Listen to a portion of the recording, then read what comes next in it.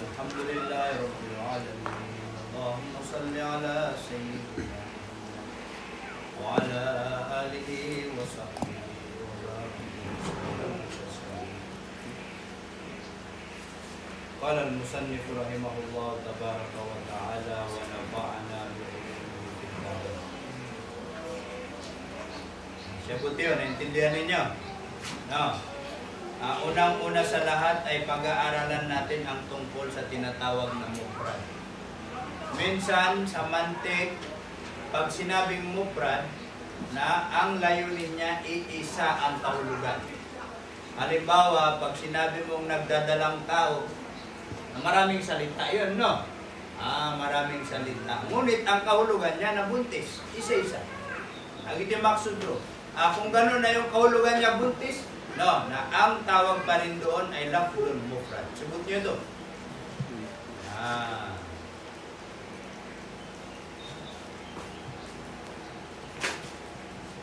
Ayun ang tinatawag na lafdul mufrad. Itip betul sa lafdul mufrad. Wal murakkabu at ang tinatawag na murakkab na huwa siya na al murakkab ma yadullu juz'uhu bagay yakni lafaz no yadullu na nagsasaad juz'uhu ang juz'u niya juz'u no bagay no dilalatan maksudatan sa bagay pagsasaad na layunin. Sugot niyo sa bagay na pagsasaad na layunin. Pag sinabi natin na nagdadalang tao, ano ang ibig sabihin ng nagdadalang tao? Anong layunin sa nagdadalang tao? Buntis. Nagitimaan na dilalatan maksudatan. Sugot niyo ito? No. Yung layunin na yun ang tinatawag na dilalatan maksudatan. Ito pagminyan siya. No. Dilalatan maksudatan. Ala juz'il ma'nal maksud yadullu ala juz'il ma'nal maksud. Nagsasaad ito ala sa juz'il ma'nal maksud, juz'u ng kahulugang layunin. No, sana halimbawa, mislu yanjahu at-tilmidu al-mujtahidu. No, papasa yung estudyante na masikap. Mujtahid masikap. Yanjahu papasa at tilmidu ang estudyante al-mujtahidu na masikap. Sabut niyo ito na yung mana ito. Ang ibig sabihin nito, no, na, kung sasabihin mong yanjahu, no, na nangangahulugan din doon sa layunin natin. Ay.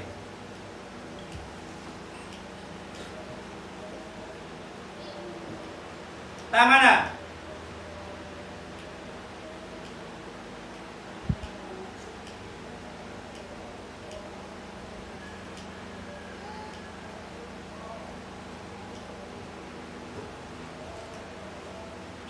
Wag.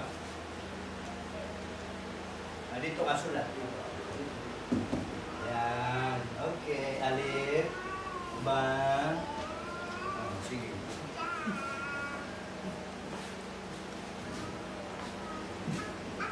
Yanjahut tilmidul mujtahid. No. Dito sa salitang ganito, anong layunin natin? Kaya ang layunin natin dito, kapag nagsumikap ka, papasa na. Yan ang. Yun ang tabro. Pag sinabi mo, yanjahu at tullabu at tilmidul mujtahid, pag nagsumikap ka, nagsumikap ang estudyante, papasa siya. Na yun ang maksud. Na yung kaganon na kahulugan, kung hati-hatiin mo ito, no? Kung sabihin mo yung yanjah, papasa, na pag nagsumikap yung estudyante, papasa hindi? Papasa. No? At tilmidu, no? Yung tilmid, kung hati-hatiin mo, pag sinabi mong at tilmid, no, doon sa pag nagsumikap yung estudyante, papasa, na di ba, siyempre, sino magsusumikap? Hindi yung estudyante, arew. No? Al-mujtahidu, no, bago pumasa, kailangan ng pagsisikap. Napasok lahat doon. Bawat isa doon sa kahulugan niya ay nagsasaad ng bawat isa doon sa salita. No, bawat isa doon sa lafaz na nabanggit na nagsasaad ng iisang kahulugan. Ibig sabihin, iisang layunin. No. Talibun istiqlalun. No. Estudyante na istiqlal, independent.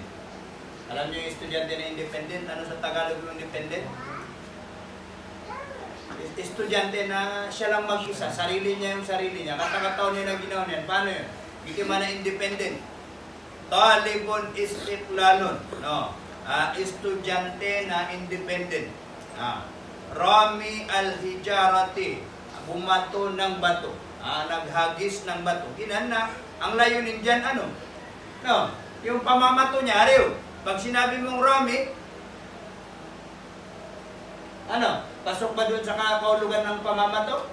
Pasok doon. Al-hijara, pasok ba doon sa ng pangangulugan ng pamamato? Uy. Kasi isang layunin. Irtafa'a si'rul matati. No, tumaas ang presyo. Irtafa'a, tumaas, si'ru ang presyo al-matati ng goma. Oh, matat, goma. Irtafa'a, tumaas, si'ru, presyo, al-matati ng goma. Ginanit butuan sa murakkab. Bakit? Kasi inipon-ipon na lafad pero iisa ang layo. Kasi kung pag-iwa-hiwalay mo, sabi mo halimbawa irtafa'a, no? Irtafa'a dito, no, pasok ba doon sa sinasabi mong tumaas ang presyo ng pasok doon.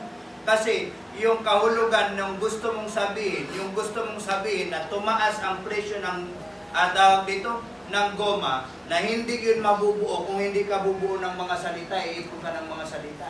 Kasi ang layunin mo, gusto mong ipaalam na imanto na malayar gaso guma. Ngayon, mataas ang presyo ng goma. Di ano? So, dahil doon sa binuo mo, hindi katulad ng muprad. Ang muprad kasi, na yung binabanggit mo lang. Ariyo, kumbaga yung layunin mo lang doon. Kapag sinabi mong sili, anong tinutukoy mo na sili? Na yung panghang na yun. Di ano? Na kahit padalawang salita siya, kung iisa lang ang layunin niya, buturot. Muprad.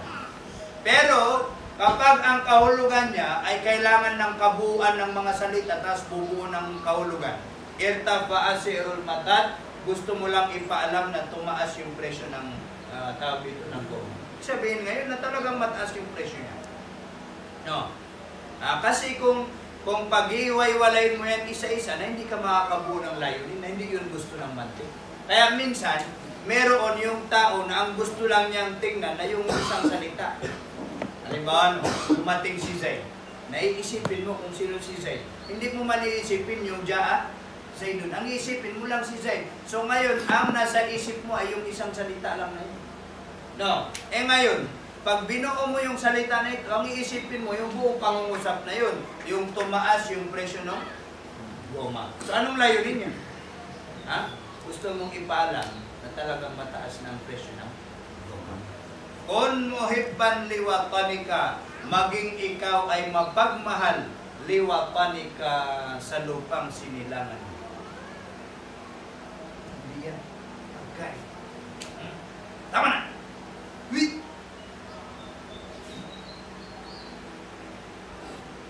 Lada ko lang dito. Kalak man yan sa lamig.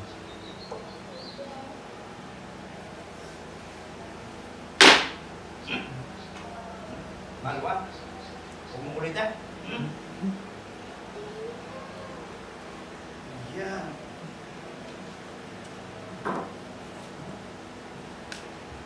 Siya po dito. Kung maging ikaw muhibban liwatanika, no, maging ikaw ay mapagmahal sa lupang sinilangan mo. Ano ang gusto mong sabihin ko? No, sinasabihan mo siya na maging, o kaya mahalin niya ang kanyang lugar. Sinasabihan mo siya. So itong mga ito, hindi mabubuo yung gusto mo na salita. Pamana, di nga di panargiban siya ito. Bad na miya si Maka, di nga di manargib, na tingka sili, mangga, bad na layo dito ka panargib. Na pag sinabi mong kapanargib, na layunin mo na murakab. Salitang murakab. Yung gusto mong ipahiwatig na kailangan bubuuin ng murakab. Pero kung ang gusto mo lang na salita na yung sili lang, gusto mo lang alamin yung sili, ano yung inaalam mo na salitang salitang mufrad. Kasi isa lang ang kahulugan niya. Hindi katulad nito, medyo mahabang kahulugan niya. Kaya mabutinawag na murakkab. Sana ho, ang murakkab ay ano? Ang murakkab ay kabuuan ng mga salita o kaya pangungusap. Yaman ito. Na. What al-adabu asasun najah. Al-adabu ang disiplina, asasu. Doon na asas sa Tagalog. Paano? Eh? Ha? Paano yung kwan? Asas. Pundasyon. Pundasyon. Al-adabu ang disiplina, asasun najahi, pundasyon ng kapakapas. Ano yung kapakapas? Ha? Tagumpay. Tagumpay. Al-adabu, no, ang disiplina, no, asasun najahi, pundasyon ng tagumpay. Nanto na gusto mong sabihin. Pangungusap na yun. Yung kahulugan ng salita na gusto mong sabihin na yun, nagiging tungkol sa murakkab. Kasi hindi naman siya pwedeng ibabalik sa isang kahulugan. Di ano? Kaya mo nga binuo para mabuo mo yung gusto mong sabihin o kaya layunin. Hindi man na dilala, maksuda. Subok nyo ito. Ay, nako. Ulit na. Ulit.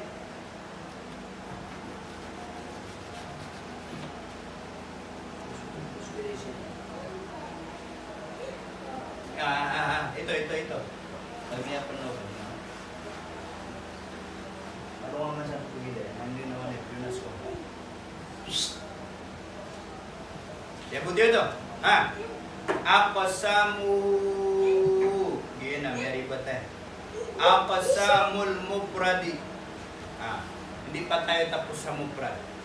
Unang-una yung binanggit niya yung tungkol sa mufrad. Tingnan nyo sa pinakatuktok, balikan natin yung mufrad. Isiningit lang niya yung murakkab, no? Balikan muna natin yung mufrad. Huwag nyo munang titingnan yung 1, 2, 3, 4. Ang ano din kabro. Kasi itong 1, 2, 3, 4, na lahat ito napasok dito sa kahulugan ng tinatawag na mufrad. Balikan natin para mapag-iba mo kung ano ang kahulugan nung tinatawag na murakkab at saka yung mufrad. No? Pal-mufrado na sabi niya ang tinatawag na mufrad o kaya al-lafdul mufrad na huwa siya na lafdul mufrad na ma laysa lahu juz'un. Ma, yani lafaz, laysa wala, lahu para sa kanya, no, juz'un bahagi o kaya parte, yadullu na magsasaad siya na juzu, dilalatan maksudatan, no, ng yung juzu na yun daw, yung juzu ay yung bahagi na yun na magsasaad ng, no, magsasaad na layunin. Halimbawa, anong halimbawa? Halimbawa, salitang Zaidun. No? Yung Zaidun na yan, na walang juzu yan. Di ba no? Anong walang juzu? Hindi ibig sabihin walang bahagi. Ibig sabihin ng walang bahagi, yan yung parte niya, yung Zay, yung Ya, yung Dal, na kung pag-hiwa-hiwalayin mo, sabihin mo yung Zay na yun, na mismo yung Zay na walang kahulugan. May kahulugan, wala. Wala. Ariyo. Wala. Tulad ng sabihin mo sa Tagalog, sili. Ariyo, na pag pinagwatak-watak mo yung sili, yung S, may kahulugan ba yung S? Yaman dito, kitimanan niya na, malaysa lahu juz'un. Bagay na wala para sa kanya, para sa mana yun, juz'un, bahagi, parte. Wala siyang parte na merong layunin. Kitimanan niya na ito. Ito na ibarat yan. Pag sinabi kong Zaidun, na ito, may bahagi ito, may wala. Meron. No? Meron yan. Ito, tinatawag na juzu. Ito, isang juzu. Ito, isang juzu. Siya buti ito. Umalisa si na isa. Zaid na isang juzu. Yan na isang juzu. Dal na isang juzu. Meron ito. Yung dal na isang juzu. Ngunit, ang sabi niya dito, no, na yung juzu niya, na malay sa lahu juz'un. Kailangan na isama niyo yung juz'un na yun. Ano ang tinutukoy na juz'un? juz'un yadullu dilalatan maksudatan. Makabrak naksuda. Yung tinatawag na juz'un yadullu dilalatan maksudatan, guhitan ninyo, may intindihan mo lang yung salitang juz'un kung isama mo yung yadullu dilalatan maksudatan. Wala siyang bahagi itong si Zaidun. Di Zayo, wala naman. Itong Zay na totoo, isang bahagi yan sa Zaidun. Ngunit yung bahagi na yun, na hindi siya yung bahagi na gusto natin dito sa Lafdhul Mufrad. Anong gusto natin sa Lafdhul Mufrad? Ibig sabihin na yung bahagi na merong layunin at nama na niya. Ginagawa niya makna. Yung ano ito? Hindi katulad ng murakkab, no? Na meron siyang totoong kahulugan. Halimbawa, pag sinabi mo Ja'a Zaidun. Na pag sinabi mong Ja'a Zaidun, anong ibig mong sabihin? Gusto mong ipaalam na dumating si Zaid. Ariyo, gusto mong ipaalam na dumating si Zaid. So ngayon, kahit pa ito, isang juzo ayaw. Itong Zaidun, isang juzo din. Pag sinabi mong Ja'a, isang juzo, no, na ito na at natapayad, meron. Anong kontak niya? Anong kahulugan niya? Ito dumating. Ito, may layunin ito? Meron. Ang layunin nito ano? Yung isang lalaki na yun. Isang murid na yun, ang pangalan niya? Zaidun. Hindi katulad pag Lafdhul Mufrad, no, na ang tinatalakay niya na yung parte-parte niya. Halimbawa pa ng Juz'ul Mufrad, ano? Sasabihin mo, hayawano an-natik. Hayawano natikon. No. Na anong layunin sa hayawan natin? Di ba sa satiman? Sa satiman, no? Anong layunin sa kanya? Tao. Halimbawa, Abdullah. Abdullah. Anong layunin sa Abdullah? Isang katawagan, marananan na tao. No, na kahit papita mo na dalawa yan, kaya lang maksud yan sa satiman. So, once na pinaghiwalay mo yan, nawala siya sa sarili niyang kahulugan. Yan o. Katulad pag pinaghiwalay mo yan, niya daw antap pa. No. Nang antap na anong layunin doon? Na pag sinabi mong nagdadalang tao, nagdadalang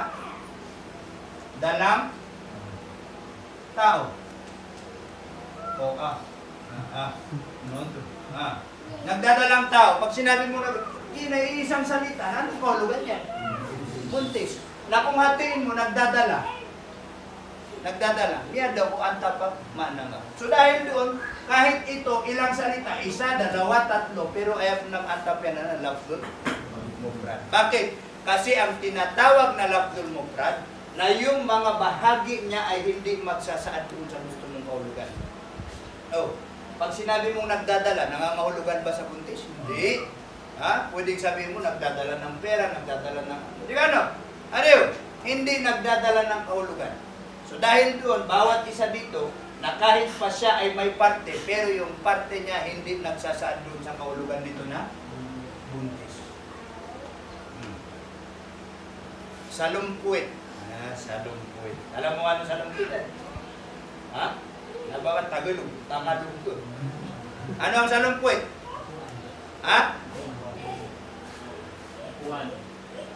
Salumpuit? Upuan. No.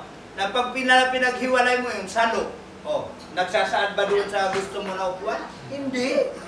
Gitiman na yung pag hinati mo yung bahagi na yun, na hindi na nagsasaad doon sa sinasabi mo. Hindi katulad ng murakkab, kapag sinipon mo yung salita, Ja'a Zaidun, no, anong gusto mong sabihin? Gusto mong sabihin, dumating na siya. Gusto mong ipaalam sa tao, miyakaw, magisiyustan. Di ba, no? No. So ngayon, gumawa ka ng mga salita na yung layunin mo, na kung hati-hatiin mo man yun, si Ja'a, nagsasaad na ito sa pagdating. Aliyo, kasi hindi naman mabubuo yung gusto mong kahulugan kung hindi ka bumuo ng salita. Itim bidan mo, prada muso, murakkab. So ngayon, itong mga ito, kahit patig dadalang, gima mo na dalawang salita. Pero hindi ito matatawag na mufrad, ay ito siya murakkab. Ito, dalawang salita din ito, kaya lang hindi ito matatawag na murakkab. Bakit? No, kasi yung antap siya sa satiman. No, tulad ng nagdadalang tao, ilang salita yan? Isa, nagdadala, dalawa, tatlo. Ariyo, di ba, nagdadala ng tao, nagdadalang tao. Sa atin, no? Ilang salita yan? Tatlo. Pero hindi yan matatawag ng murakkab. Bakit? Kasi ang antap dyan, isa-isa.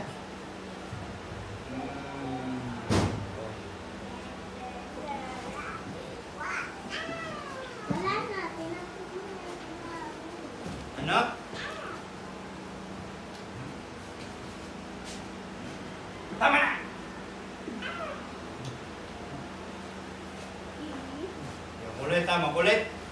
Sabot yun to. Aqsamul mufradi, tanggalin nyo yung ha. Aqsamu al-mufradi, pagkakahati-hati ng mufrad. Yanqasimul mufradu ila salasati aqsamin. Hinati-hati ang mufrad, yani al-lafzul mufrad, ila salasati aqsamin, sa tatlong alin? Tatlong bahagi. Wag na. Palo ha, palo.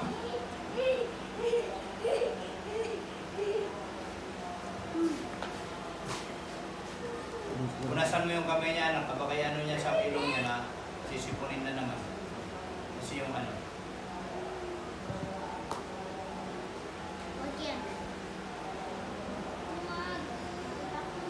Hinati daw sa tatlo. Saan? Ano yan, nandyan yung tatlo? Isim, fi'il, had. No. Number 1, ismun. Parehas sila sa mantik at saka sa nahu. Pangalawa, kalimatun. Pagkaiba kasi pag sinabi mong kalimatun, sa nahu, fi'il. Pangatlo, adatun. No. Kung sa nahu, ang tawag natin sa adatun, alin? Harpun. Dito na yung labdun mufradun. Ang mga labdun mufradun, ang klase niya tatlo. Pwedeng isim, pwedeng fi'il, pwedeng had. Ano nito? Na kaya lang nasisamantik, anong tawag sa fi'il? Kalimatun. Yan o. Sa mantik, ano ang tawag sa had? Adatun. Ano ka, nandito lang sa kabila dito. Yan lang ang i-memorize mo dyan.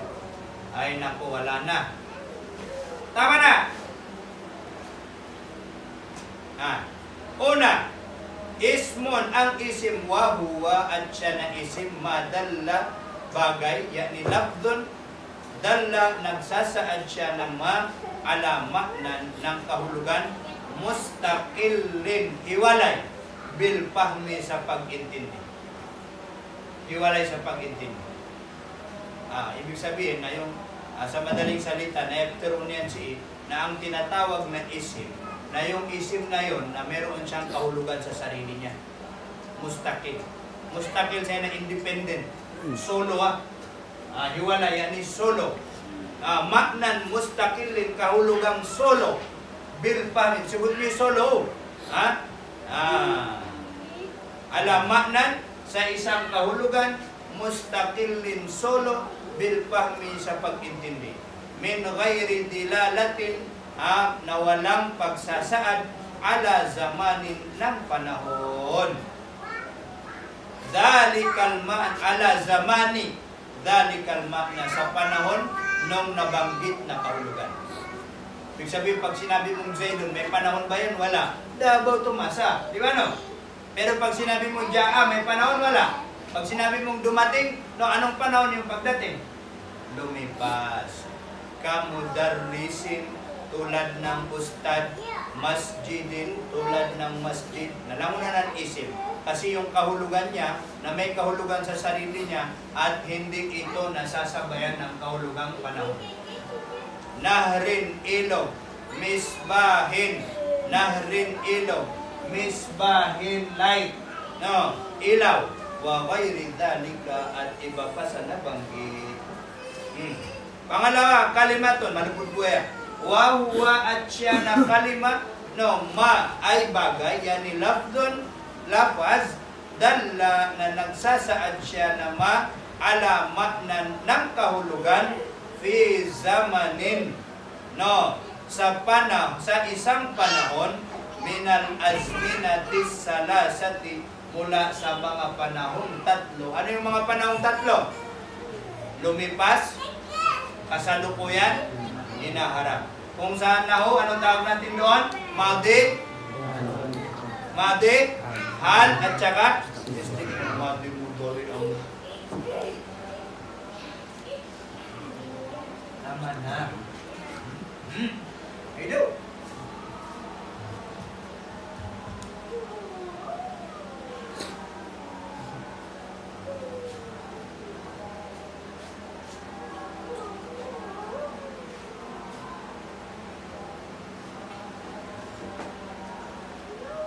Ano ito?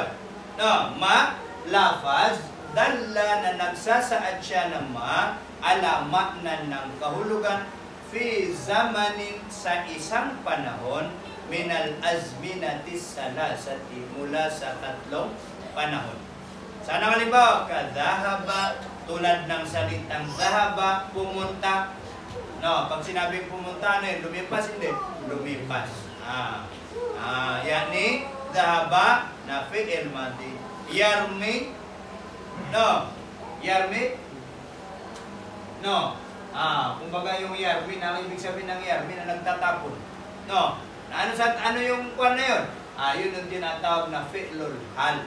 No, fi'il na kasalukuyan. Tapos, iqata, putulin mo. Na yun yung tinatawag na nagsasaad ng istiqbal. Kasi hindi mo pala puputulin, utusan ka pa lang.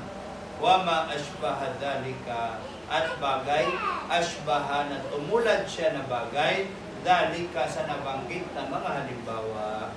Wa tusamma, at pinangalanan siya na kalima, fi'lan, fi'il, indan nahwiyin, sa mga ulama ng nahu. Yani kung mag-aaral ka ng nahu, na yung kalima sa yung fi'il sa nahu, no, na dito sa mantik ang tawag natin kalima. Iistilah ano. Adatun, pangatlo, adatun. No, adatun, nag-iisuting tanong kasangkapan, o kaya sangkap. Harf. Wa huwa, at siya na adatun, na ma, bagay, o kaya lafaz, la yadullu, hindi nagsasaad siya na ma, wahdahu, siya lang mag-isa. Ibig sabihin, kung siya lang ang bigkasin mo na, daaban yan may tuturwama na. Bakit? Kasi palutang-lutang siya sa ere. Palutang-lutang. Ala, sa. Ginaw ka sana. No, yung sana yun na hindi mo matiyak yung kahulugan niya. Di ano? Hanggang kailan? Hanggang sa maidugtong ito sa iba. Kaya nga sabi niya, ma, salita, o kaya lafaz, la yadullu, hindi nagsasaad siya na ma, wahdahu, siya lang, ala maknan, sa kahulugan, mustaqillin, na nasolo, bil fahmi, sa pag-intindi. No, hindi siya nagsasaad ng solo na pag-intindi. Nahu, halimbawa, min, galing. Ariyo, pag sinabi mong galing na hindi mo alam kung anong kahulugan niya, kailangan idugtong sa iba. Ala, sa fi, no, sa din, sa loob. No, an, mula, wa ghairi dhalika, at iba pa sa mga nabanggit, mimma, mula sa mga bagay, yusamma, na tinatawag siya na ma, harfan, harf, indan nuhati, sa mga ulama ng nahu. Yaman yun doon. Kung ganun, fayutalakhasu min hada, na summarize mula dito, mula sa pinaliwanag natin, na ang al-lafdul mufrad, isim kalima ada. Isim kalima ada. Wallahu a'lam. Hindi ko alam kung pagod na ako, may sisingin niya ako na. Ang tawag ito, anak? Sige ba? Yung salita yung na-store.